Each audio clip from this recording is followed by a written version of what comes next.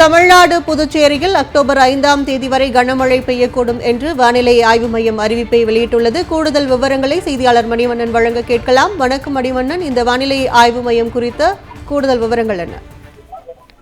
வணக்கம். வங்கக்கடல்ல நிலவி வரக்கூடிய ஆழ்ந்த காற்றழுத்த தாழ்வு மண்டலம் என்பது இன்று மாலை கரையை கடக்கக்கூடும் என்று எதிர்பார்க்கப்படுகிறது. இதன் காரணமாக பாத்தீங்கன்னா தென்னிந்தியாவுல வெப்பத்தினுடைய தாக்கம், குறிப்பாக தென்னிந்தியாவுல தமிழ்நாட்டுல மேற்கு திசையில் இருந்து வரக்கூடிய இந்த வெப்ப காற்று, அதே போல கிழக்கு திசையில் இருந்து வரக்கூடிய குளிர்விக்கும் காற்று சந்திப்பதன் காரணமாக இன்றிலிருந்து 5ஆம் தேதி வரை பல்வேறு மாவட்டங்கள்ல கனமழைக்கு வாய்ப்பு இருப்பதாக வானிலை ஆய்வு மையம் சார்பில் தெரிவிக்கப்பட்டிருக்கிறது.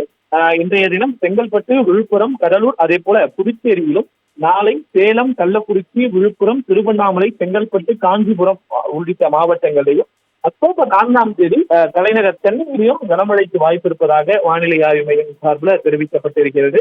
அக்டோபர் 4ஆம் தேதி சென்னை, செங்கல்பட்டு, காஞ்சிபுரம், திருவள்ளூர், ராணிப்பேட்டை, வேலூர், இந்த வட உள் மாவட்டங்கள், வட மாவட்டங்கள், அதே போல ராமநாதபுரம் ஆகிய இந்த மாவட்டங்கள்ல கனமழைக்கு வாய்ப்பு இருப்பதாக சென்னை வானிலை ஆய்வு மையம் தெரிவித்திருக்கிறது. அக்டோபர் 15 அல்லது 17ஆம் தேதி வாக்குல வடகிழக்கு பருவமழை தொடங்குவதற்கான ஒரு சாதகமான சூழல் என்பது நிலவி கொண்டிருக்கிறது.